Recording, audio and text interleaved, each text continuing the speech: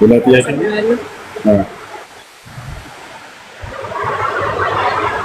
እሱ መታለች ልጅቷ ማለት ነው። እሺ መታለች፣ ደውልላትና እሺ መታለች፣ ገስት ላይ ናት፣ ገብታለች ገስት ላይ። እሺ የትኛዋ ነች? ከላይ ያለችው ሰላም ሁለተኛዋ ናት። እሺ ሰላም ነው፣ ይሰማሻል? ይሰማል። እሺ እስልምናን መቀበል ፈልገሽ ነው? እሺ የምለውን ቃል አብረሽ እየተከተልሽ በይ። أشهد أشهد أشهد أن لا إله إلا الله وأشهد أن محمدا رسول الله ما شاء الله تبارك الرحمن كزوالا مسلمون شال أهوني على شو قال شهادة قال وينم يمسكر قال يقالال يسلمنا هيمانة يمجمرة وإزازاتنا مسارتنا ترجموا أشهد أن لا إله إلا الله مالت إنه كأنه كالله بستكر بونة من ملك للأملاكين لم يمسكر له مالت سهم وأشهد أن محمد رسول الله مالت رجموا محمد يا الله ملك تنيانا نبينا شوية مسكر له مالت የነብያቶች ሁሉ የመጀመሪያው ትእዛዝ እናስተምሯቸው ይሄ ነበር። ስለ አንዱ አምላክ ብቸኛ እንደሆነ ያስተምራሉ። በእርሱ ላይ ቅንጣት ሌላ አጋር እንደሌለ ያስተምራሉ። ይህ ነበር። ከዚያ በመቀጠል ሁለተኛ የእስልምና መሰረት ምንድነው? ለዚህ ላመን ነውና ለመሰከር ነው ለአንዱ አምላክ ብቻ አምልኮን መፈጸም ነው። ወዳቻው ለዚህ ነው ነብያችን ሰለላሁ ዐለይሂ ወሰለም ምናሉ بني الإسلام على 5 شهادة لا إله إلا الله وأن محمد رسول الله وإقام الصلاة عليه እስልምና በአምስት ዋና መሰረቶች ላይ የተመሰረተ ሃይማኖት ነው ካሉ በኋላ የመጀመሪያው ምንድነው? ከአንዱ አምላክ ከአላህ በስተቀር በእውነት የሚመለክ ሌላ አምላክ የለም ብሎ መመስከር ካሉ በኋላ እንዲሁም የነብይነት በየዘመናቱ የተላከውን ነብይ እንደ ነብይ ይመሰክራሉ። ከዛ በቀጠል ሁለተኛው ትእዛዝ ምንድነው? ለዚያ ላመነውና ለመሰከርነው ለአንዱ አምላክ ስግደት መስገድ ማለት ነው፣ አምልኮ መፈጸም ማለት ነው። እሺ ይህ ነው። አንድ ሰው እስልምናን ከተቀበለ በኋላ ሊያደርግ የሚገባቸው ነገራቶች ሻወር ይወስዳል፣ ለሶላት ራሱን ዝግጁ ያደርግ ዘንድ። ከዚያም ንጹህ ልብስን በመልበስ ሶላት መስገድን ይጀምራል ማለት ነው። ስለ ሶላት አሰጋገድ ተምሮ ይሄ ነው። አንድ ሰው እስልምናን ሲቀበል እስልምና ላይ በገባበት ጊዜ ምን ያገኛል ከአምላኩ ዘንድ ወደሚለው ስንመጣ የመጀመሪያው የሚያገኘው ምንድነው? የኃጢአትን ስርየት ያገኛል፣ የኃጢአትን ምህረት ያገኛል። ከኃጢአቱ ሁሉ ንጹህ ይሆናል። ሰውየው በሰለመበት ቀን ኃጢአቱ ሁሉ ይማራል። ልክ እናት እንደወለደችው ህፃን ልጅ ንጹህ ይሆናል። ነብያችን ሰለላሁ ዐለይሂ ወሰለም ይሄን ይናገራሉ። ሐዲስ ላይ ምን አሉ? አልኢስላም የጅቡ ማ ቀብለሁ አሉ። እስልምና ከእርሱ በፊት ያለን ኃጢአት ያስተሰርያል አሉ። የማለት ሰውየው ሲሰልም ጊዜ ያለፈ ኃጢአቱ ሁሉ ይማርለታል ማለት ነው። በሌላ ሐዲስ ላይ ነብያችን ሰለላሁ ዐለይሂ ወሰለም ተውበቱ ተጅቡ ማ ቀብለሁ አሉ። ንስሐ ወይንም ወደ አላህ መመለስ ያለፈን ኃጢአት ታስተሰርያለች አሉ። ይሄ ነው። አላህ ሱብሓነሁ ወተዓላ በቁርአን ላይ ምን ብሏል? ቁል ሊለዚነ ከፈሩ ኢየንተሁ ይግፈር ለሁም ማ ቀድ ሰለፍ ወኢን የዑዱ ፈቀድ መضت ሱነቱ ልአወሊን ይላል። ሙሐመድ ሆይ ለእነዚያ ለካዱት እንዲህ በላቸው ከክህደታቸው ቢቆጠቡና ወደ እኔ ቢመለሱ ያለፈ ኃጢአታቸው ሁሉ ይማርላቸዋል እያለ ይናገራል። እሺ ያ ነው። ስምሽ ማን ነበር?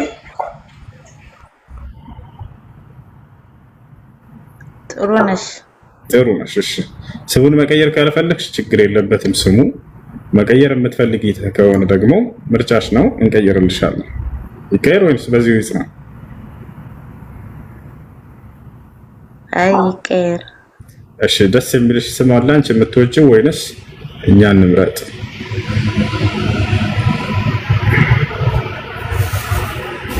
እኛ እናጣለሽ ወይንስ አንቺ የምትወጂው?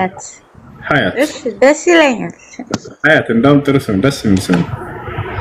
ሀያት ደስ የሚል ስም ነው። ትርጉሙ ህይወት ማለት ነው።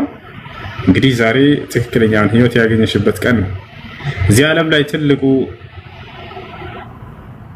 ቀን ማለት ለእናንተ ለሰው ልጆች ያን የፈጠራችሁን አምላካችሁን አላህን ያገኛችሁበት ቀን ነው። ኢብኑል ቀይም ረሂመሁላህ ተዓላ እንደዛ ይላሉ። የሰው ልጅ እዚህ ዓለም ላይ ከኖረበት ጊዜው ትልቁ ጊዜው ከጌታው ከአላህ ጋር የተዋወቀበትና እርሱን በብቸኝነት ማምለክ የጀመረበት ቀን ነው ይላል።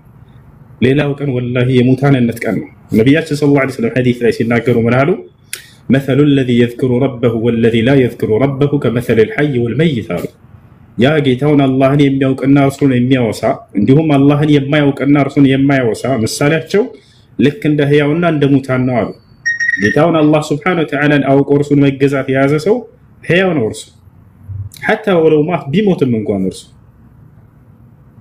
يتشال بل أحياء عند ربهم يرزقون إلى شو على رب شهيدوتشن كجيتا أحياء وناتشون نرسو ولا تحسبن الذين قتلوا في سبيل الله أمواتا بل أحياء عند ربهم يرزقون أملاك الله سبحانه وتعالى من قال النزياب الله من قرلا يتسوي يتقدلوا سوتشن متار ناتشو بلهن دات السبالة نرسو أحياء وناتشو إلى النا يهنا مثال بلو مالت جيتاون أملاكون يلاوك سون نرسون يكاد سون ورسون يالتجزا سون هذا هو الميت ولو كان على قيد الحياة بهيوت سينكساكس بتايوت منكم يا اشلوانيا زهرة كتاش ያለችው ልጅ ፎሎ አድርጋት ስለ እስልምና ትምህርቶችን የምትማሪበት ግሩፕ ታስገባሻለች በአቅራቢያሽ የምታውቂያቸው ደግሞ ሙስሊም ልጆች ካሉ ጓደኞችሽ ካሉ ስለ ሶላት አሰጋገድ ያስተምሩሻል ስለ ውዱ አደራረግ ያስተምሩሻል ተምረሽ ሶላትን መስከር ትጀምሪያለሽ ማለት ነው እሺ እህት እሺ ያይ اشتياق له قدر كذا مرات بسلم نقول مناش لا صار بريجي متاوتي خلاص شالوني شكرا هاي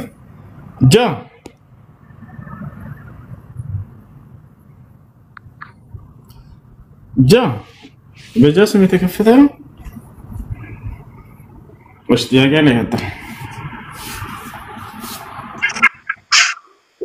السلام عليكم ورحمة الله وبركاته. وصوتك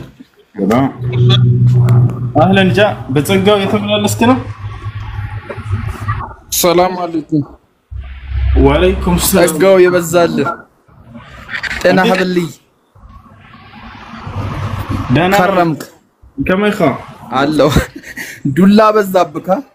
علو. عندنا وازقت بأي سامي كله تمام سما አንተ እኮ ጨረረካ አደገኛ ነው ህዝቡን ወዴት ነው ሂድ የምትለው አስለማ እኛ ንጽጽር ራሱ መስራት አልቻለም እኮ ከማን ጋር እናነጻጽር ሲባል የለም ሲፈለግ የለም በቃ ሁሉም ሰልሟል አሉ ቤት ሊሄድ ይገባዋል ጀ ወደ ጌታው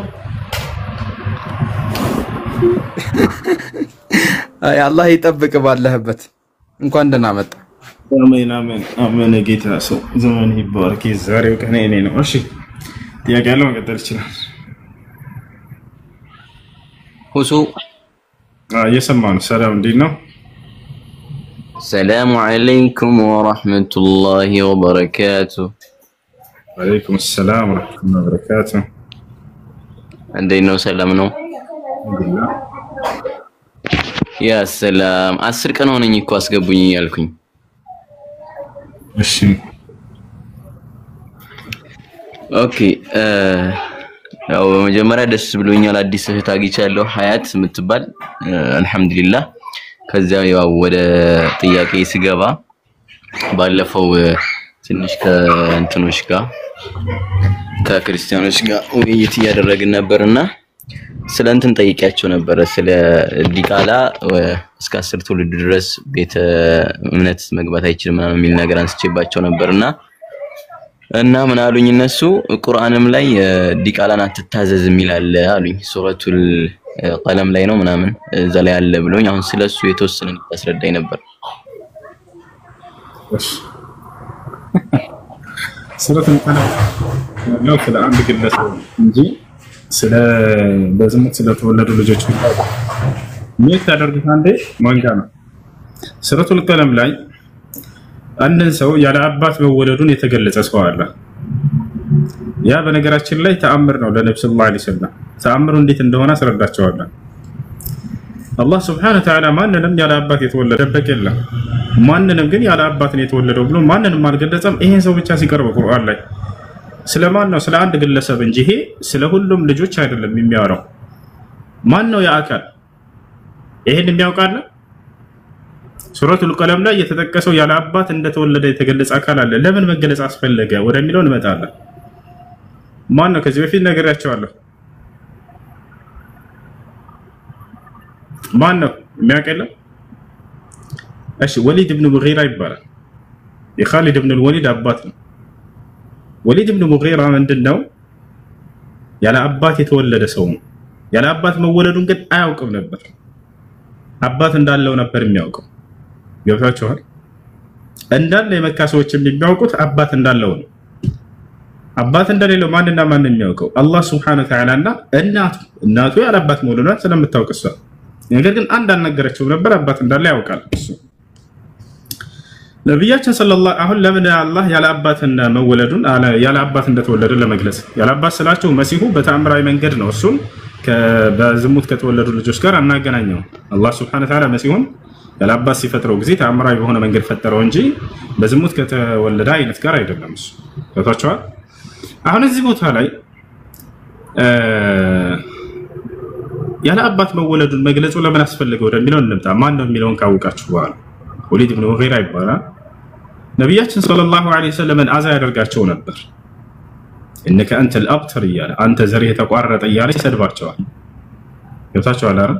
ልጅ በወለዱ ቁጥር ስለሚሞትባቸው ወንድ ልጆችን እየወለደ አንድ ሰው ከሞተበት ዘርህ አይቋረጥም። በወንድ ልጅ በኩል ነው ዘር ሊሄድ የሚችለውና አንተ ዘር ቆራጣ እያሉ ይሰድቧቸው ነበር።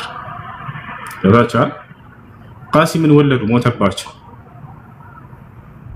ነብያችን ሰለላሁ ዐለይሂ ወሰለም ልጆቻቸው በሞቱ ቁጥር አንተ ዘርህ የተቋረጠ እያሉ ይሰድቧቸው ነበር። አብደላህን ወለዱ፣ ሞተባቸው። كذلك ኢብራሂም መጨረሻ ላይ ተወለደ፣ ሞተባቸው። በዚህ ጊዜ ይሄን ሲሏቸው ነብያችን ሰለላሁ ዐለይሂ ወሰለም ያኒ ሐዘን ሰው ናቸውና እንደማንኛውም ሰው ሐዘኑ ተሰማቸው በልባቸው። ይሄ ሰውዬ ግዴታ አሁን ማንነቱን መነገር አስፈልገው። አላህ Subhanahu Wa Ta'ala ለዚህ ነው ይሄን ሰው ወላ تطع كل حلاف مهين هماز مشاء بنميم ብሎ ገለጸው። እና ስለዚህ ያለ አባት መወለዱን መገለጽ ያስፈልገው ለዚህ ነበር። ወዲያው ይሄን የቁርአን አንቀጽ በሰማ ጊዜ ያለ አባት እንደተወለደ ዘሩ የተቋረጠ አይደለም ሙሐመድ ብሎ አላህ Subhanahu Wa Ta'ala አጸናላቸው። ኢና አዕጠይናከ الكوثر فصل لربك وانحر ان شانئك هو الابتر አላቸው። አንተን የሚጠላ ሰው ነው ዘሩ የተቋረጠ ሙሐመድ፣ አብሽር ምንም እንዳይሰማ አላቸው አላህ Subhanahu Wa Ta'ala። ነገር ግን እዚህ ቦታ ላይ ይህ ሰውዬ በጣም ደነገጠ። ያለ አባት እንደተወለደ ቁርአን ላይ ሲመጣለት ጊዜ ወዲያው እናቱን ፍለጋ ሄደ። ይህ ሰው ወሊድ ኢብኑ ሙጊራ እናት ያላት ቤት ሄደና ሙሐመድ ያለ አባት እንደተወለድኩኝ ተናገረ፣ እንደማይዋሽ እናውቃለን ደግሞ ስለዚህ አባት የለኝም ማለት በቃ እርግጠኛ ሆኖ ነው የሄደው። ይጠላቸዋል፣ ከሃዲ ነው። ልብ በሉ። እርሳቸውን በየሄዱበት እየተከተለ አንተ ዘር የተቋረጠ እያለ ልባቸውን ይሰብራቸዋል። የግዴታ ማንነቱ መነገር አስፈልገው ይሄ ሰው። ከዚያ በኋላ ፉል ያዘ ነብዩ ሰለላሁ ዐለይሂ ወሰለም ሙሐመድ አይዋሽም እነ ሙሐመድ ላ ይክذب አለ። ሙሐመድ አይዋሽም በፍጹም እናውቃለን ብንጠላውም ማለት አባት እንደሌለኝ ነግሮኛል በቁርአኑ ላይ አባቴን አምጪ ንገሪኝ አላት። እውነቱን ነው ያለ አባት በዝሙት ነው የወለድኩ ብላ ነገረችው። وهذه معجزه للنبي صلى الله عليه وسلم ይህ ነገር ለነብዩ ሰለላሁ ዐለይሂ ወሰለም እንደተአምር ሆነ። ይሄ ሰው በእድሜ ይበልጣቸዋል፣ ትልቅ ሰው ነው። ያለ አባት መወለዱን ከፈጣሪ ውጭ ማን ሊያውቅ ይችል ነበር? እንዲሁም ደግሞ ያ ነብይ የሆነ ስለ ድብቅ ነገራቶች አምላክ ያሳወቀው አካል ካልሆነ በስተቀር ወዲያው ሄደና እናቱን አባት እንደሌለኝ ነግሮኛል፣ ሙሐመድ አይዋሽም አባቴን አምጪ አላት። እውነቱን ነው አልዋሽም፣ አባት የለህም በዝሙት ነው የወለድከው ብላ ተናገረች። ይህ ነው እና ይህ አንቀጽ እየተናገረ ያለው ስለ አንድ ግለሰብ እንጂ ስለ ጥቅል ስለ ሁሉም ስለ አባት ስለተወለዱ ልጆች አይደለም። ይወጣል አይደለ? እዚህ ቦታ አትታዘዘርቱን አትስማው እያላቸው ያለው ስለዚህ አካል እንጂ ስለ ሌሎች አይደለም። ገብቷል አይደለ? መጽሐፍ ቅዱስ ላይ ያለው ግን ከዚህ የተለየ ነው። ኦሪት ዘዳግም ምዕራፍ 23 ቁጥር 2 ላይ እግዚአብሔር ምን ይላል? ዲቃላ ወደ እግዚአብሔር ጉባኤ እንዳይገባ ይላል። ቀጥሎ ምን ይላል? የዲቃላ ልጆች እስከ 10 ተወለዱ ድረስ ወደ እግዚአብሔር ጉባኤ እንዳይገቡ ይላል። ያን ስለ አንድ ሽኝት አድርገሽ አንደኛ ልጆችን አላህ አጥፍቷል የሚል በቁርአን ላይ አንዲት ቦታ ያመጡ። በቁርአንም ሆነ በሐዲስ ላይ አላህ Subhanahu Wa Ta'ala ልጅን አጥፍቷል የሚል የለም። ስለ ኑህ አስመልክቶ የኑህ ታሪክ ይታወቃል። አላህ Subhanahu Wa Ta'ala ህግ ሊያወጣ ህፃን ልጅን አጥፉ ብሎ በፍጹም አላለም። እዚህ ቦታ ላይ የኑህ አለይሂ ሰላም ህዝቦች ማናቸው ታዲያ የጠፉት ከተባለ ከሃዲያኖች ናቸው። ረቢ ላ ተዘር ዐለ الارض من الكافرين ديارا በምድር ላይ ከሃዲን እንዳትተዋለ ከሃዲን አጠፋ ይላል። ህፃን ልጅን አጠፋ ወይንም አጠፋ የሚል የለም እዚያ ላይ።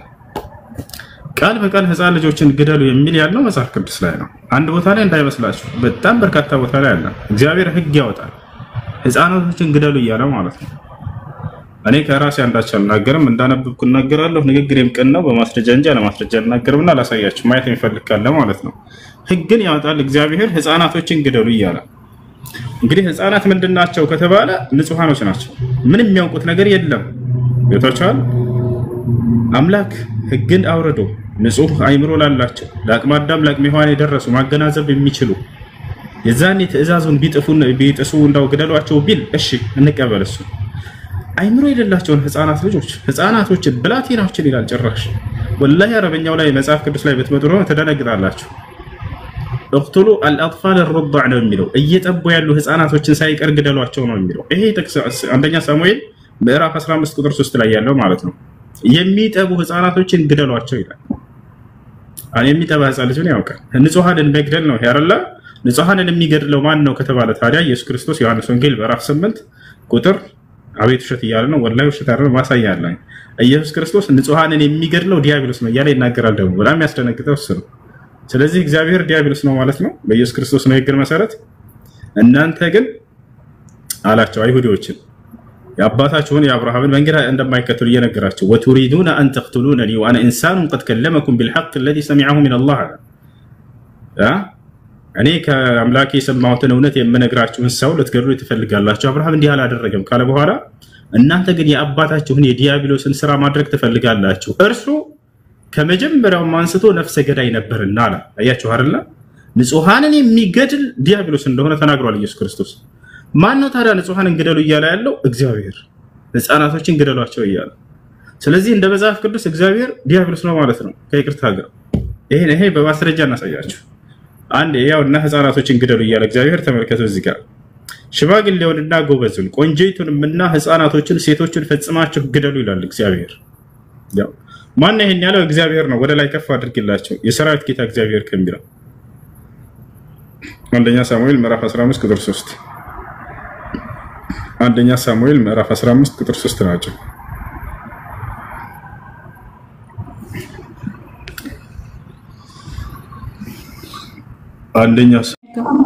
አንደኛ ሳሙኤል ምዕራፍ 15 ቁጥር 2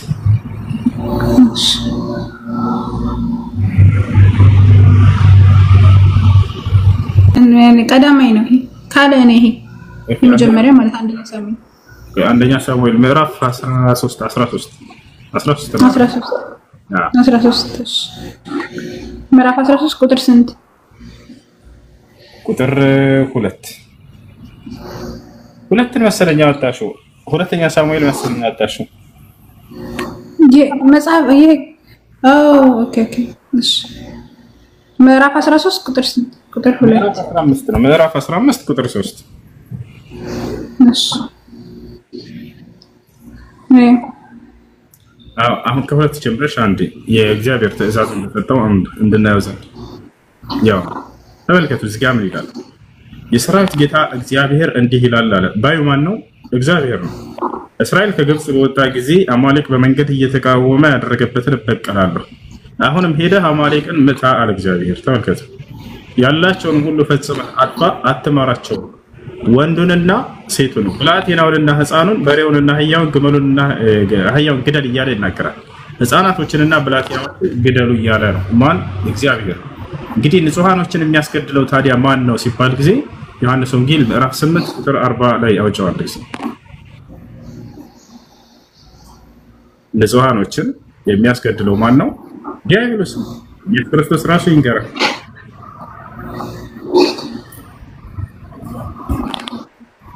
ታከተ ነገር ግን አሁን ከእግዚአብሔር የሰማሁትን እውነት የነገርኳችሁን ሰው ልትገድሉ ትፈልጋላችሁ። አብርሃም እንዲህ አላደረገም፣ እናንተ የአባታችሁን ስራ ታደርጋላችሁ አላቸው።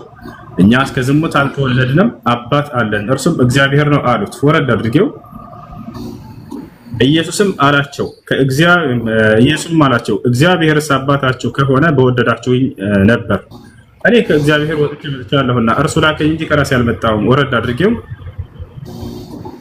ንግግሬን የማታስተውሉ ለምንድን ነው ቃሌን የማትሰሙት የምትችሉት አላቸው። አሁን ተመልከቱ፣ እናንተ ከአባታችሁ ከዲያብሎስ ናችሁ፣ የአባታችሁን ልጆች ልታደርጉ ትወዳላችሁ እርሱ ከመጀመሪያው ነፍሰ ገዳይ ነበርና ያው ህፃናቶችን ነፍሰ ገዳይ ማን ነው? ዲያብሎስ ነው አይደል? ማን ነው ህፃናቶችን ግደሉ ያለው መጽሐፍ ቅዱስ ላይ? እግዚአብሔር።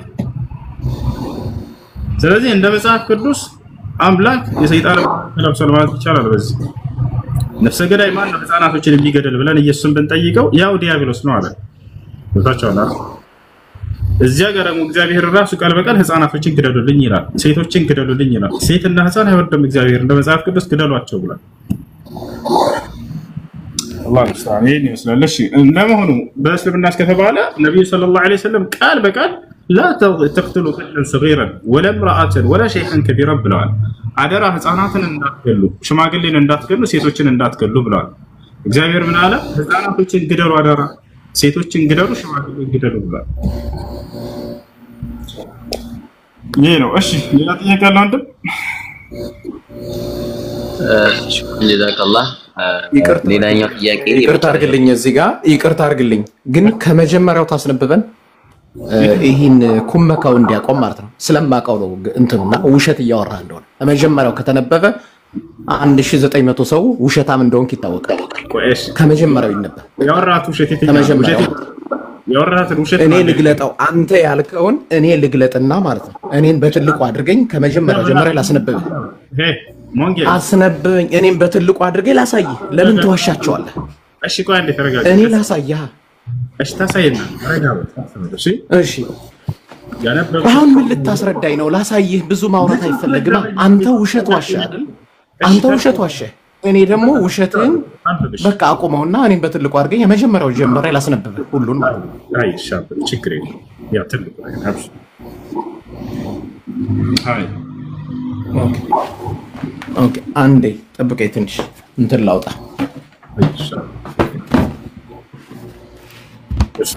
ጥያቄ አለ ገጠር ያዛት። ኦኬ እኔ ልቀጥል። በነብዩ ሰለላሁ ዐለይሂ ወሰለም ጊዜ የነበሩት ሁሉም ሷሃቦች ይባላሉ። ከዛ ሲቀጥል ደግሞ ሁሉም ሷሃቦች ሁሉ ያው ጀነት ይገባሉ። እንዴት ነው ይሄን ተስረዱ?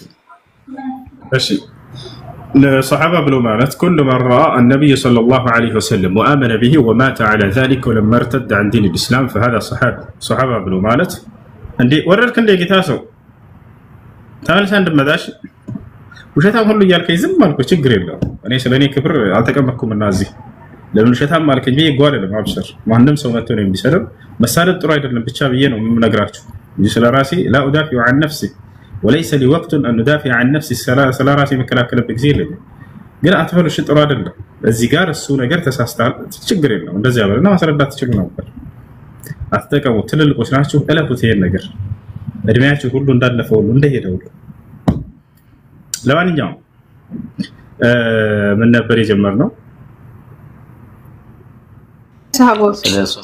صحابوش أشي صحابوش صحابة بلو مالت نود بلو سلمة عجزي صحابة مالت من رأى النبي صلى الله عليه وسلم نبي محمد صلى الله عليه وسلم يعير عندنا مسفرة السنة وآمن به برساتشو يعمنا نبي نتاتشو نعمنو يتقبل مالتنا ومات على ذلك بزيادة يسأنتو بأمنته يموت هي صحابة يبالا كسوستو عنده كقدل صحابة يبالا يتشل يتاتشو على رلا نبي صلى الله عليه وسلم سلاية بيتشا صحابة ليهوري يتشلالوي لا اندزا بيهون نورو ان ابو لهاب صحابة بهونو نبر ايتواتشو عليكم ነገር ግን አላመኑባቸው ማረላ ስለዚህ ሱሐባ ይባላል። እሺ አምኖ ነገር ግን እርሳቸውን አላገኘም። በዚያው መንገድ ላይም ጸንቷል። ለምሳሌ ነጃሽን እንውሰድ። በነብዩ ሰለላሁ ዐለይሂ ወሰለም ዘመን ነበር። በእርሳቸው ነብይነት አምኗል። በዚያው ላይ ጸንቶ ሞቷል። ነገር ግን አይታቸው አላያቸው። ስለዚህ هو من التابعين كما قال الشيخ صالح الفوزان وغيره من اهل العلم كتابعيዎች ይመደባሉ። አው المخضرمون ይባላሉ ከነዚህ ይባላል ይላሉ።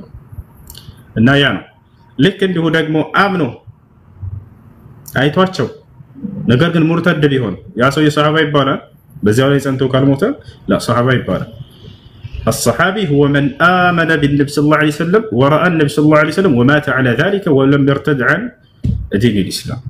ይሄ ነው እና ስለዚህ እሺ ሰሃቦች ወዴት ናቸው የጀነት ናቸው ወይ የሚለውን አላህ Subhanahu Wa Ta'ala وكلن وعد الله الحسنى ይላል። ስለ ሙሃጅሮችና ስለ አንሷሮች እየተናገረ ሁላቸውንም ምን መልካምን ነገር ቃል ገብቼላቸዋለሁኝ አለ። ሑስና የሚባለው በቁርአን ላይ ጀነት እንደሆነ ተናግረዋል።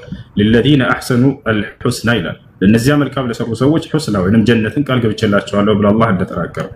በሌላ ቦታ ላይ አላህ ሱብሓነሁ ወተዓላ ስለ ሙሃጅሮችና ስለ አንሷሮች ሲናገር ፊ ተውባ ላይ ወሳቢቁነ አልአወሉነ ሚነል ሙሃጅሪነ ወልአንሷር ወለዚነ ተበዑሁም ቢኢሕሳን ረዲየላሁ ዐንሁም ወረዱ ዐንሁ ወአዐደ ለሁም ጀናቲን ተጅሪ ተሕተሃ አልአንሃር እያለ ይናገራል።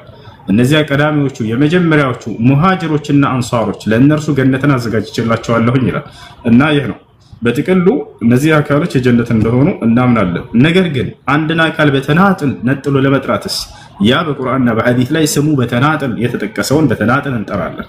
ልክ ለምሳሌ ነቢያችን ሰለላሁ ዐለይሂ ወሰለም አቡበክር ፊል ጀና፣ ዑመር ፊል ጀና፣ ዑስማን ፊል ጀና፣ ዓሊ ፊል ጀና፣ ጠልሓ ፊል ጀና፣ ሰዕድ ፊል ጀና፣ ሰዒድ ፊል ጀና፣ አብዱራህማን ብን ዐውፍ ፊል ጀና፣ አቡ ዑበይዳ ብን ጀራህ ፊል ጀና ብለው እንደተናገሩት አቡበክር የገነት ነው፣ ዑመር የገነት ነው፣ ዑስማን የገነት ነው፣ ዓሊ የጀነት ነው እንዳሉ ስማቸው ጠቅሰዋቸው የተናገሯቸውን ስማቸውን እንጠቅሳለን። ስማቸውን ጠቅሰው አከል የጀነት ነው ያላሉንን ስሙን ጠቅሰን እኛ አንሽከዳደም። ላ ነተሳበቁ መዐ አላህ ዐዘ ወጀል ወመዐ ነቢ ሰለላሁ ዐለይሂ ወሰለም። አቡ ሁረይራ የጀነት ነው ማለት አልችልም። ዝም ብዬ ተነስቼ አቡ ሁረይራ የጀነት ነው የሚል ስሙ ተጠቅሶ ስለሌለልኝ ማለት ነው። በጥቅል ሁላቸውንም በጥቅል እንላለን። እሺ ቆይ አንዴ ጽፌ ነበር ተመልሼ እመጣለሁ። ወላሂ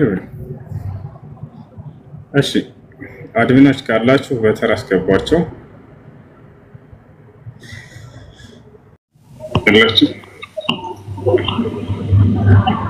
السلام عليكم ورحمة الله وبركاته.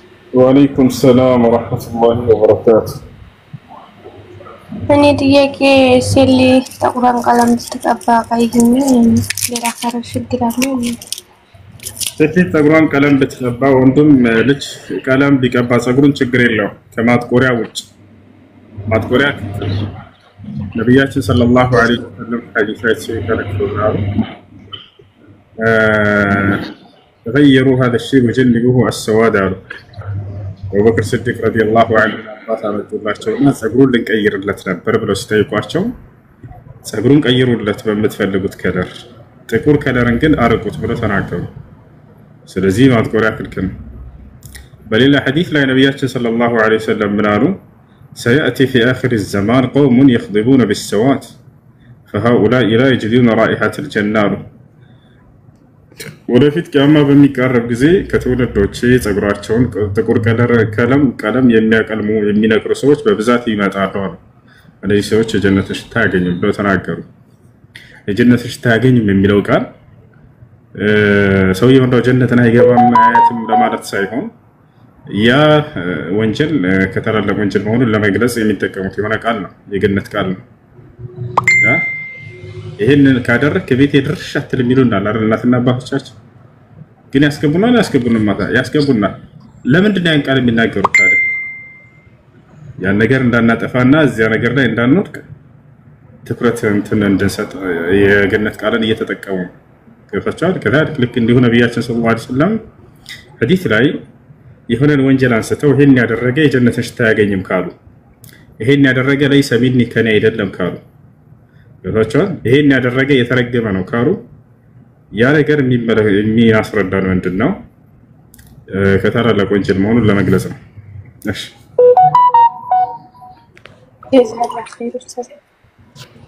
እሺ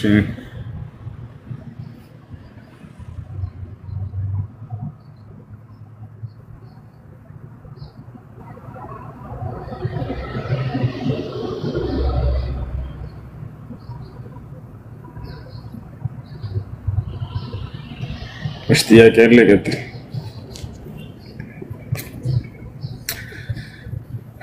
እሺ ጥያቄ አላችሁ? የገባችሁ ልጆች ከሌላችሁ ወረዱና ሌሎች ግቡ። አሎ አድሚኖች አውርዷቸው። እሺ ነዝሉም ታህት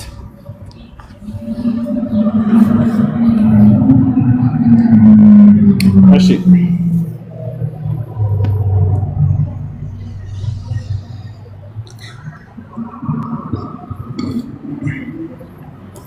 አድሚኖች ካላችሁ በተራ አስገባችሁ።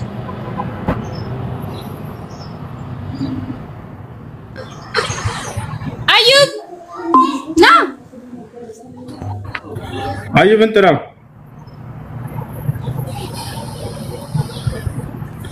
አዩብ እንጥራው። አድሚኖች አንዴ ኮሜንቱን ክፈቱት እስኪ ኮሜንት ክፈቱት አንዴ።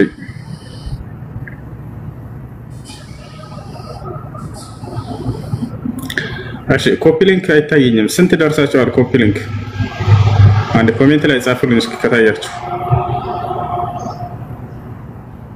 ያችሁ ወይንም ኮፒ ሊንክ ስላደረጋችሁ። እሺ ግማሽ ላይ ታው ያደርጋል፣ ሌላው ደግሞ ታው ያደርጋል፣ ኮፒ ሊንክ ያደርጋል። ታኛም ኮፒ ሊንክ አድርጉ። እሺ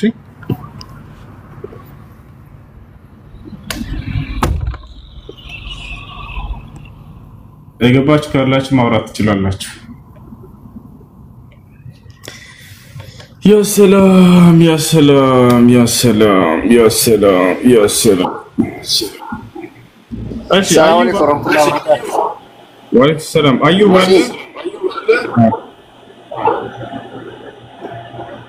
አዩብ የሚባል ህፃን ልጅ ሰምቼ ነበር ድምፁ ነው። አዩብ እሺ ጥያቄያችሁ ምንድነው?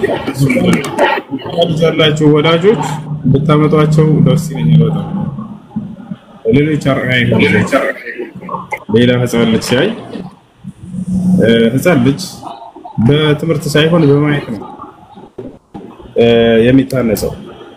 ብቻ አድርገህ ብታስተምረው አይገባም። እታቻው ሌሎችን በሚያይ ጊዜ ግን አባቱን ወይ እናቱን ወይ ሌሎች ልጆች በሆነ ነገር ላይ ቀድመውት ጥሩ ሆኖ ካየ በዚያ ነገር ላይ እሱ የሚከተል እና ስለዚህ ለልጆቻችሁ ጥሩ ነገር አሳያችሁ። እሺ ጥያቄ ያለው መቀጠል ይችላል። ሰላም አለይኩም። ወአለይኩም ሰላም ወራህመቱላሂ ወበረካቱ። እንዴት ነህ? ሰላም ነው። ጥያቄ አለ። እሺ አንዱ ምለው ጁማ ቀን ቤት የሚሰግዱ ሴቶቹ ማለት ነው ከሰላት በኋላ ነው የሚሰገደው የሚል ወሬ ሰምቼ ነበር። እንደዛ ነው? ሴቶች ቤታቸው በሚሰግዱ ጊዜ ሁለተኛው አዛን እንደተባለ ወደ መስጊድ ይችላሉ። መስጊድ ከተሰገደ በኋላ ነው ሳ ከዛም ጨይፈት ይብላስ ከሚጮህ ቦታ ራቆሽ አንድ ዘይወት ራቅቲ ከሚጮህ ቦታ ከሚረብሽ ልጆች እሺ ወጥቻለሁ።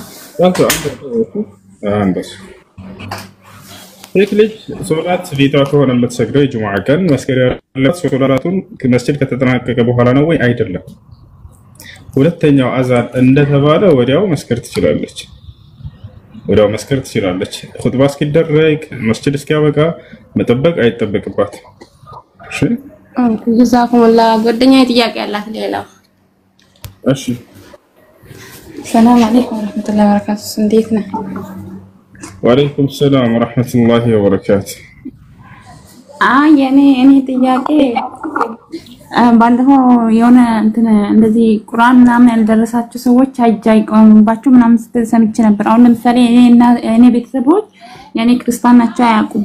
ስለዚህ እንዴት ነው ንገራቸው? እስላምን አስረጃቸው። አንቺ ንገራቸው። አይሰሙም خلاص حجة ቆመባቸው ማለት ነው። ነግረሻቸው እንድካው እሺ ተዛላከ ሌላ ደግሞ አንዱ ጓደኛ ነበረችና ኒካ ለማሰር ፈልጋ ነበር እና ቤተሰቦቿ ደግሞ ይሄን አክል ብር ካላመጣሽ አናስርልሽ ምናምን እያሏት ነው። ልጁ ደግሞ ብዙ ብር ስለተጠየቀ አይችልም። እንዴት ነው ይሄ ነገር? ደጋሚ አትሰማሽ? አንድ ጓደኛዬ ነበረችና ኒካ ለማሰር ፈልጋ ቤተሰቦቿ እስከ 200,000 ካላመጣሽ አናስርም ኒካ እያሏት ስለሆነ እሷ እንዴት ነው ማለት የምትችለው? የራሷ ቤተሰቦች ናቸው እንደንድርሽ ገንዘብ አምጪ 30,000 ብር ያላት። ወንድሟ አባት የላትም። ወንድሞች አባት የላትም እና እናትና ወንድሟ ማለት ነው። እሺ እናቷና ወንድሟ ሆነው እንደንድርሽ ከፈለግሽ ገንዘብ ብላት ነው 30,000 ብር። ላ 200,000 ብር አምጪ 200,000 አምጪ። እሱን ካመጣሽ ኒካ እናስርልሻለን ያሏት።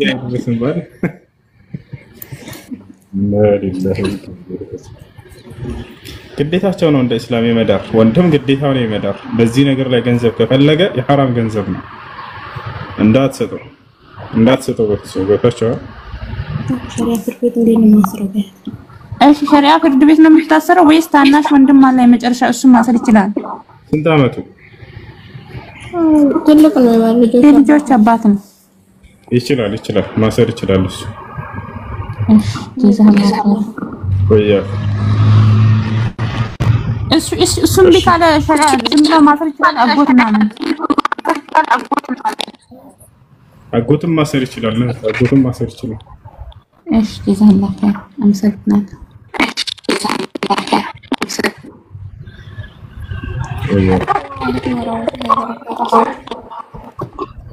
ወአለይኩም ሰላም ወራህመቱላሂ ወበረካቱህ። አልሐምዱሊላህ አሰና ረመዳን ጊዜ ማለት ነው አንድ ወር ብሎ አንድ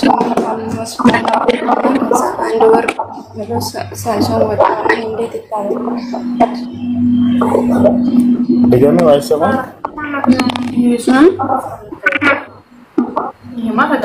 ለምንድን ነው የሚቆራረጠው?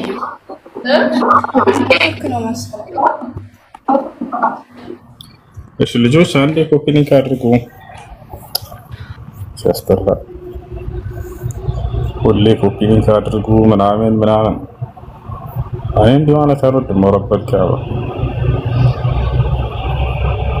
እሺ አድሚኖች እስኪ ቢያንስ ኮሜንት ላይ ኮፒ ሊንክ አድርጉ በራቸው። እናንተ ቢያንስ አድርጉ እናንተ። እሺ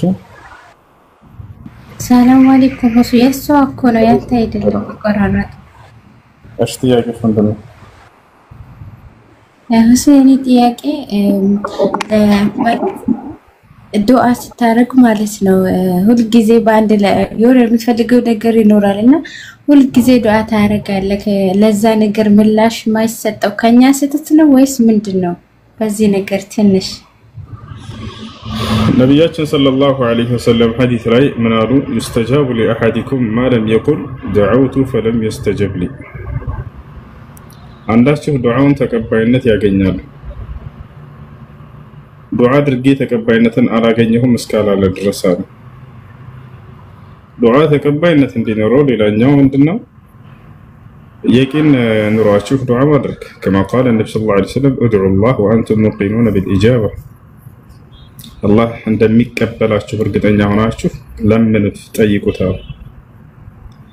ያ ሌላው ነገር የዱዓን መቀበል በአንድ ነገር ብቻ አትረዱት። በአንድ መንገድ ብቻ መምጣት አለበት አትበሉ።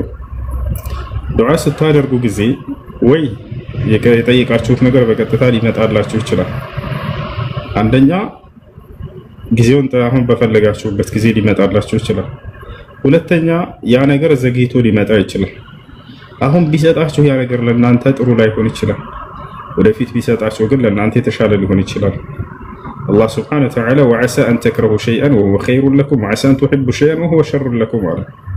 ምናልባት አንዳንድ ነገራቶችን ልትጠሉ ትችላላችሁ፣ እነዚያ ግን ለእናንተ መልካም ነገሮች ሊሆኑ ይችላሉ አለ።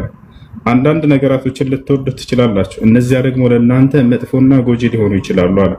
ወላሁ የዕለሙ ወአንቱም ላ ተዕለሙን ብሎ ዘጋው። እኔ አውቃለሁ እናንተ ግን አታውቁም አለ። እያችሁ የሰው ልጅ የሚፈልገውን ነገር ስለመጠየቅን እንጂ ይጉዳኝ ይጥቀመኝ ያ ነገር የሚለውን አያውቅም። ያን የሚያውቅለት ማን ነው? አላህ ሱብሓነሁ ወተዓላ። መቼ ያንን ነገር ማድረግ እንዳለበት የሚያውቀው እርሱ ነው። ለእርሱ ተውት፣ ለአላህ ሱብሓነሁ ወተዓላ። አሁን ካልሆነልኝ ይሄ ነገር ብላችሁ ጠይቃችሁ ምናልባት ያ ነገር ቢሆን ጉዳት ሊሆንባችሁ ይችላል። እናንተ ጊዜውን ጠብቆ ሲመጣ ጊዜ ካሰባችሁት በላይ ነገሩ ያማረ ሆኖ ሊመጣ ይችላል። አንደኛ እሱ ነው። ሁለተኛ ዱዓ አድርጋችሁ አኺራ ላይ ሊሆን ይችላል ያ የዚያ ዱዓ ምንዳም ይሰጣችሁ። እሱ ነው ደግሞ የተሻለው። ወለልአኺረቱ ኸይሩን ለከ ሚነል ኡላ፣ ከቅርቢቱ ዓለም ይልቅ የመጨረሻይቱ ዓለም ለአንተ የተሻለች ነች ይላል። ስለዚህ ዱዓ ካደረግን የግዴታ ያ ነገር እዚህ ሲከሰት እስካላየን ድረስ አይልም ሙስሊም። ምናልባት በቀጣዩ ዓለም ይሄንን ከፍ ያለ ደረጃ ሊያዘጋጅልኝ ሊሆን ይችላል በዚህ በዱዓ አማካኝነት ብሎ ያንን ሊያስብ ይገባል። ሶስተኛ በዚያ በዱዓ አማካኝነት ኃጢአትህን ሊምርልህ ይችላል። የጠየቀው ነገር ሳይሰጥህ ቀርቶ ነገር ግን ምን ያደርገዋል? አላህ ሱብሓነሁ ወተዓላ ያኔ ለወንጀልህ ለኃጢአትህ ማስማሪያ ያደርግልሃል ወንጀል ካለብህ። ያ አራተኛ ወይንም ደግሞ በአንተ ላይ ሊመጣብህ አደጋ ካለ ያንን ሊመልስልህ ይችላል በዛ በዱዓ አማካኝነት። ያ ሌላው ነገር ወደፊት ሰውየው የውመል ቂያማ በጣም የሚቀጣ ከሆነ በኃጢአቱ ምክንያት አላህ Subhanahu Wa Ta'ala እዚህ ምድር ላይ ፈተናዎችን ያበዛበታል። በዛ ዱዓ በሚያደርግ ጊዜ ሰውዬ በዚህ አማካኝነት ያንን የአኺራውን ቅጣት እዚሁ ያስቀርለታል። በቃ ያቻው አይደል? በእነዚህ ነገራቶች ሁሉ ይመጣል ብለን ዱዓን ማሰብ አለብን እንጂ የግዴታ የጠየቁት እዚህ ካልሆነ አይልም ሙስሊም። እንደውም ዝቅተኛው እሱ ነው። ከፍተኛ የትኛው ነው? ኃጢአት ካለበት ለኃጢአቱ ምህረት ማግኘቱ፣ በቀጣዩ ዓለም ጀነትን ማግኘቱ በዚያ በዱዓ አማካኝነት ጌታውን የአላህን ጸጋ መጎናጸፉ እሱ ነው የተሻለው። እዚህ የጠየቅናት ምድራዊ ጥቅም ብትከሰት እሷ ትንሽ ሆነች። ቢከሰት ባይከሰት ይሄ አያሳስበው ሙስሊም። እሺ አንድ ወንድ ልጅ ከሞተ 4 ዓመት ሆኖታልና ምን አይነት ሰደቃ ባረክለት ነው እሱ ሊደርስለት የሚችለውና እናቴ ደግሞ እስካሁን ድረስ ሰብሩን ማድረግ አልቻለችም እና እሷ የምታለቅሰው እንትን የምትለው ነገር በወንድሜ ይደርስበታል። እሷ ለወንድምሽ ብላ የምታደርገው ነው ነው እሷ ሰብሩ ማድረግ አልቻለችም። እስካሁን ድረስ ታለቅሳለች። ስታስበው ማለት በቃ በጣም ነው የተጎዳቸው። መተው አልቻለችም እና እሷ የምትሆነው ነገር የምታለቅሰው ነገር ሰብራ ለማድረጓ እሱን በአኺራ ላይ የሚያስቀጣው ነገር ይኖራል። እንደ እስልምና ሰው በሌላ ሰው ኃጢአት አይጠይቅም፣ አይቀጣም። አልቀሽልኝ አደራ ብሎ ተናዞ ሄዶ ብታለቅስ ኖሮ የዛኔ ይቀጣል። ይሄን እንዲያዝ አልታዘዘምና ሰውየው። ለዚህ ነው ነብያችን ሰለላሁ ዐለይሂ ወሰለም ሐዲስ ላይ ምን አሉ? ኢነል መይት ለዩዐዘቡ ቢቡካኢ አህሊሂ አሉ። የሞተ ሰው በቤተሰቦቹ ለቅሶ ይቀጣል አሉ። ያ ማለት እንዲያለቅሱለት ተናዞ ሄዶ ከሆነ ነው ብለዋል ዑለሞች እንጂ ካላላቸው ያንን በራሳቸው ቢያለቅሱ አይጠይቅበትም ይሰው እና ያንን ማድረግ የለባትም እሷ። አደጋ በደረሰበት ጊዜ አንድ ሙስሊም ማድረግ እንዳለበት በእስላም ተቀምጧል። وبشر الصابرين الذين إذا أصابتهم مصيبة قالوا إنا لله وإنا إليه راجعون إلى لك الله سبحانه وتعالى محمد هوي ታጋሾችን አብስራቸው እነዚያ አደጋ በደረሰባቸው ጊዜ እኛ የአላህ ነን ወደ እርሱም ተመላሾች ነን የሚሉ ብሎ ተናገረ። خلاص ያ ነው።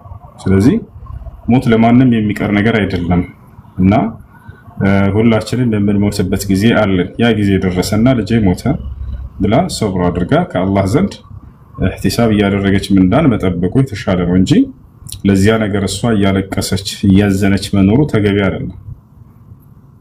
አይደለም። እሱ የሚጠቅመውን ነገር ይልቅ ታድርግለት። ኢስላም ያመለከተው ያን ነው። አንድ ሰው ከሞተ በኋላ ለርሱ የምንሰራቸው መልካም ስራዎች አሉ፣ ምንዳ እንድጻፍለት የምናደርግበት አሉ። እነዚያ ላይ ትኩረት ማድረግ ነው። እነዚያ ልንገራችሁ። ነብዩ ሰለላሁ ዐለይሂ ወሰለም ሐዲስ ላይ ምን አሉ? የሆነ ሰው መጣና ጠየቃቸው። جاء رجل إلى النبي صلى الله عليه وسلم وقال يا رسول الله إن أمي قد ماتت فلو أتصدق عنها هل ينفعها؟ فقال له النبي صلى الله عليه وسلم نعم وعليك بالماء. أنت يا الله ملكتين هو إناتي متابعين لك لأرسوا بي صدق أبادر قلات هي تقماتها تقبين نتيجة يقين له بلو تيجي. قال نعم أو على النبي صلى الله عليه وسلم.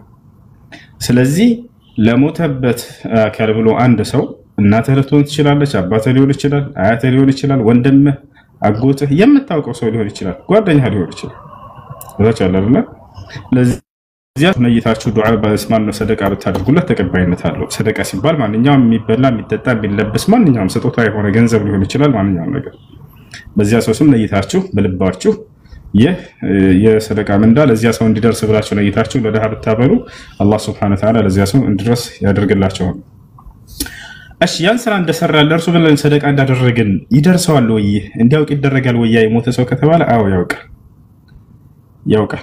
ነብያችን ሰለላሁ ዐለይሂ ወሰለም ተናገሩ። ሐዲስ ላይ ምን አሉ? قال النبي صلى الله عليه وسلم إن الرجل لترفع له درجته في الجنة فيقول من أين لي هذا يا رب فيقال هذا باستغفار ولدك لك. ነብያችን ሰለላሁ ዐለይሂ ወሰለም ምን አሉ? አንድ ሰው ከህልፈቱ በኋላ ከሞቱ በኋላ ደረጃው ከፍ ሲደረግለት ይመለከታል አሉ። የዛኔ ይጠይቃል ጌታዬ አላህ ሆይ ይህ ደረጃ ከፍ እየተደረገ ያለው በየትኛው ስራዬ ነው ይላል። እንግዲያም ስራ አቋርጫለሁኝ ይላል። ከሞተ በኋላ ሰው ስራው ተቋርጣ አይደለ? اذا مات ابن ادم انقطع عنه العمل ኢላ ሚን ሰላስ ከማ ቃለ ነብዩ ሰለላሁ ዐለይሂ ወሰለም የሰው ልጅ ከሞተ መልካም ስራ ይቋረጣል አሉ። አትሰግድማ አትጾምማ። ስለዚህ የሚጻፍልህ ነገር የለም። ታዲያ ደረጃው ሲጨመር ይመለከትና ይህ ሰው ጌታዬ ይህ ደረጃ እየጨመረ ያለው በየትኛው ስራዬ ነው ይላል። هذا باستغفار ولدك لك ይባላል አሉ ነብዩ ሰለላሁ ዐለይሂ ወሰለም። ይህማ አንተ ከሞትክ በኋላ ልጅህ ለአንተ ባደረ እያደረገ ባለው ኢስቲግፋር፣ ሰደቃ፣ ዱዓ አማካኝነት እየተጨመረልህ ያለ ደረጃ ነው ይባላል አሉ። ወለዲከ ሲል ጊዜ ልጅህ ሲባል ጊዜ ያ ልጅ እንደሚሰራለት እንዲያውቅ ይደረጋል ማለት ነው። በዚህ በጣም ይደሰታል።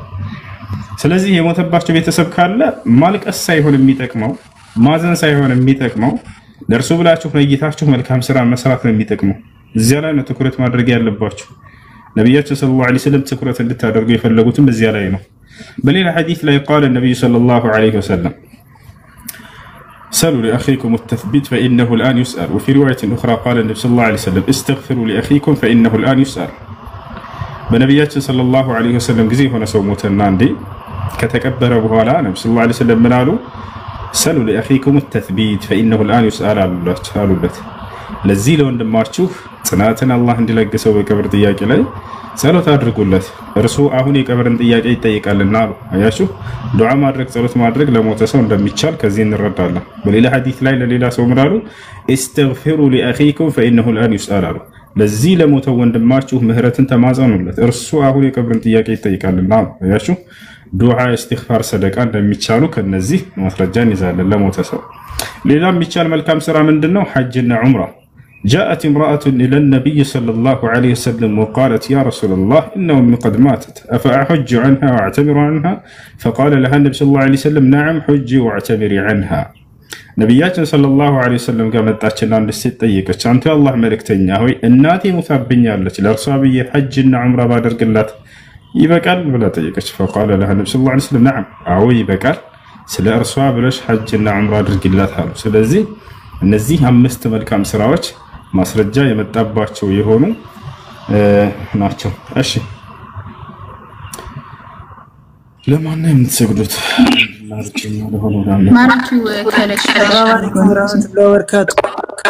ወአለይኩም ሰላም ወራህመቱላሂ ወበረካቱ። እሺ ሰላም ናችሁ? ሰላም ነው አንድ አልሐምዱሊላህ። የሆነ ኢሊ ነበረችኝና ሻሃዳ እንድታስይዝልኝ ነው ልደውላትና እንዳታወርድ መጣሁ ማለት እዚሁ ነው ልደውላት።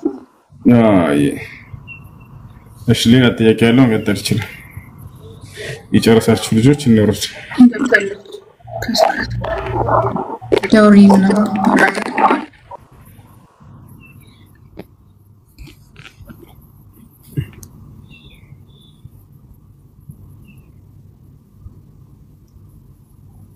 እሺ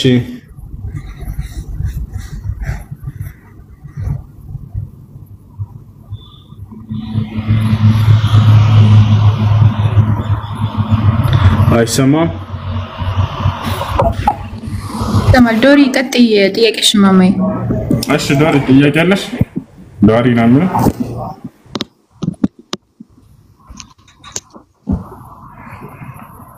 ሄሎ ሰላም ነው። ሰላም ነው። ይሰማል ዝናብ ስለሆነ ነው የሚታረቁት። ይሰማል። እሺ እንትን የሆነ ያልገባኝ ነገር ነበረ በእስልምና እምነት ላይ። እኔ ክርስትና እምነት ነኝ። እሺ ላይክ በክርስትና እምነት ላይ የሆነ ሰው ኃጢአቱ ይቅር እንዲባልለት ኢየሱስ ክርስቶስ የፈሰሰው ደም አለ። በሱ ደም አማካኝነት ነው ምህረት የምናገኘው የሚባለው። ሙስሊም ጋር ሲሆን እንዴት ነው የነገረው? ምህረት የሚገኘው ያለምንም ዋጋ ነው። እሱ ነገር እንድታራራ ምፈልግ ነው።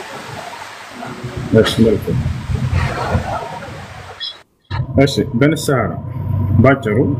አንድ ሰው ወንጀል ከሰራ ለወንጀሉ ምህረትን የሚያገኘው በምንድነው ከተባለ ንስሐ በማድረግ ወደ አምላኩ ወደ አላህ በመመለስ إذا اعترف العبد بذنبه وتاب إلى الله سبحانه وتعالى تاب الله عليه كما قال شيخ الإسلام ابن تيمية رحمه الله تعالى.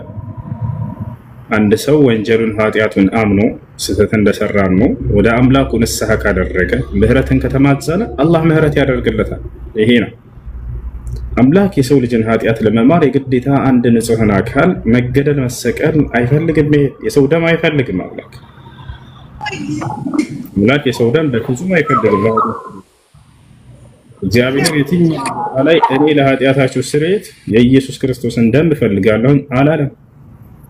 የክርስቲያኖች አስተምህሮ ነው። አዎ የክርስቲያኖች አስተምህሮ ነው። ነገር ግን የትም ቦታ ላይ መጽሐፍ ቅዱስ ላይ እግዚአብሔር በየትኛው ነብይ በኩል እኔ ለኃጢአት ስርየት የሰው ደም እፈልጋለሁ አላለም። በፍጹም የኢየሱስ ክርስቶስን ደም እፈልጋለሁ አላለም። በፍጹም ጳውሎስ ምን አለ? ወቢዱን ሰፍክ ዲማ ለን ተሕሱል الفداء አለ። ያለ ኢየሱስ ክርስቶስ ደም የኃጢአት ስርየት የለም አለ። በቃ ማን ይሄ ጳውሎስ ነው ያያራል። ለዛቸው አይደለ እና ንስሐ በማድረግ ነው ሰዎች ኃጢአታቸውን ስርየት ነው ምህረት የሚያገኙት።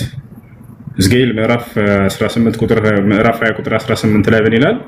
ኃጢአትን የምትሰራ ነፍስ እርሷ ትሞታለች ይላል።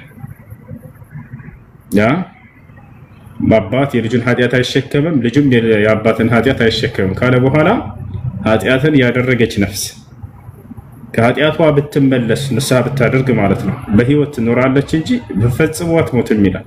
ያ ንስሐ በማድረግ ነው የኃጢአት ስርየት የሚገኘው። አንድ ቃል በቃል መጽሐፉ ላይ ላንብብልሽ። ዛሬ መጽሐፍ ቅዱስ ይዘሻል? ሄሎ አዎ አንድ አንብብ ምን ይላል? 18 ቁጥር 20 ጀምረሽ አሁን ራፋይ ቁጥር 18 እሺ ቀሊ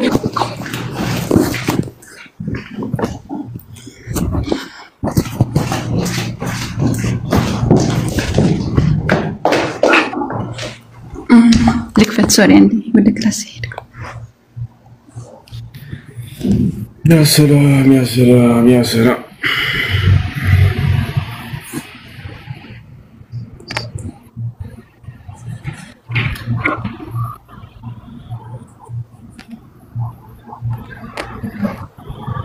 አተልቀኝ እንዴ ትልቁ ላይ ነበር ሻን አድሚኖች ትልቁ ላይ አድርጓት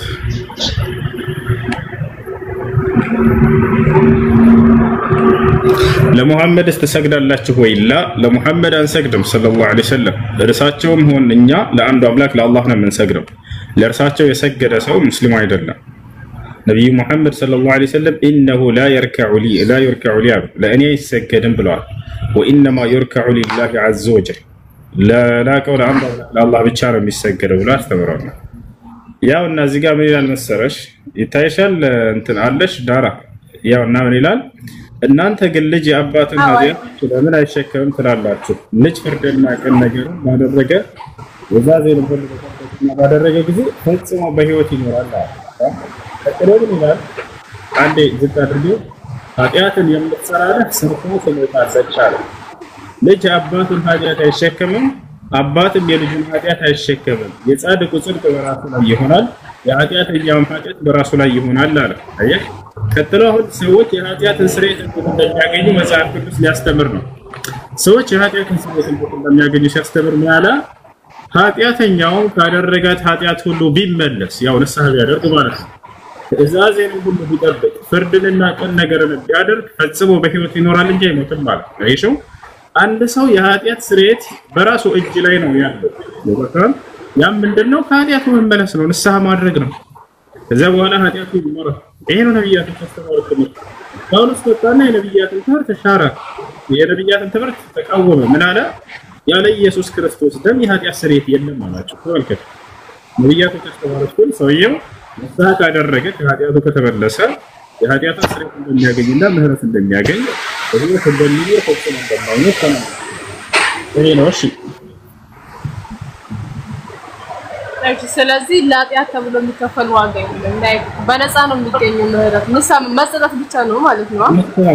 ንስሐ ማድረግ በዚያ ነው ለኃጢአት ስርየት የሚገኘው እንጂ አምላክ የሰው ደምን አይፈልግም በፍጹም። እግዚአብሔር አንድም ቦታ ላይ እኔ ለኃጢአት ስርየት የኢየሱስ ክርስቶስን ደም እፈልጋለሁኝ አላለም።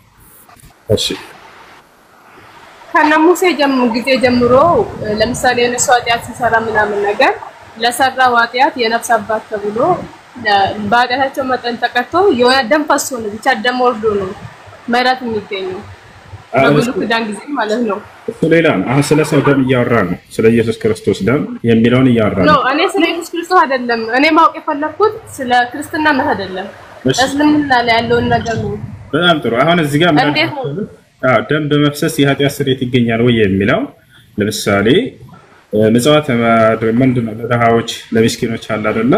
እነዚያ ሰዎች አርደሽ የሆነ ነገር አብልተሽ ደም የሆነ ፍየል ሊሆን ይችላል በግ ሊሆን ይችላል ምናምን አርደሽ በማብላት የዛኔ ሰደቃ ምጽዋት ስታደርግ ጊዜ የኃጢአት ስርየት ይገኛል በእርሱ። ያ ማለት ግን ያለዚያ የኃጢአት ስርየት የለም ምናምን ማለት አይደለም። የኃጢአት ስርየት የሚገኘው መሰረቱ በንስሐ ነው። ሰውየው ካደረገው ኃጢአት ወደ አምላኩ ንስሐ ካደረገ የኃጢአትን ስርየት ያገኛል። ነገር ግን ይሄንን ሁሉ ለድሃዎች ለምስኪኖች በማብላት አርዶ መስዋዕት አድርጎ ለድሃዎች ስላበላ በዚህም የኃጢአት ስርየት ያገኛል። መልካም ስራ በሰራ ሰውየው የኃጢአት ስርየትን ያገኛል። በተሻለ ይሄ ነው አላህ በቁርአን ላይ ምን ይላል? ኢነል ሐሰናት የዝሂብነ ሰይአት አለ። መልካም ስራዎች ኃጢአትን ያስተሰርያሉ ይላል። ለዚህ ነው ሶላትን የሰገደ የኃጢአት ስርየት ያገኛል። ለድሃዎች ልክ እንዲሁ አርዶ መስዋዕት አድርጎ ምስኪኖችን ያበላ ያጠጣ ይህ ሰውዬ የኃጢአትን ስርየት ያገኛል። ይሄ ነው እሺ። እና ነብያቶችም ይሄንን ፍየል ሊሆን ይችላል በግ ሊሆን ይችላል ከፍ ሊሆን ይችላል በማረድ የኃጢአት ስርየት ሰውዬው ቢያስተምሩ ችግር የለውም ያስኬዳል። ስለ ሰው ደም ነው ያለው አምላክ አንድ ንጹህ የሆነ ሰው አድርጎ ለኃጢአት ስርየት ይፈልጋል አላለም? አይፈልግም። የሰው ደም አይፈልግም አለ።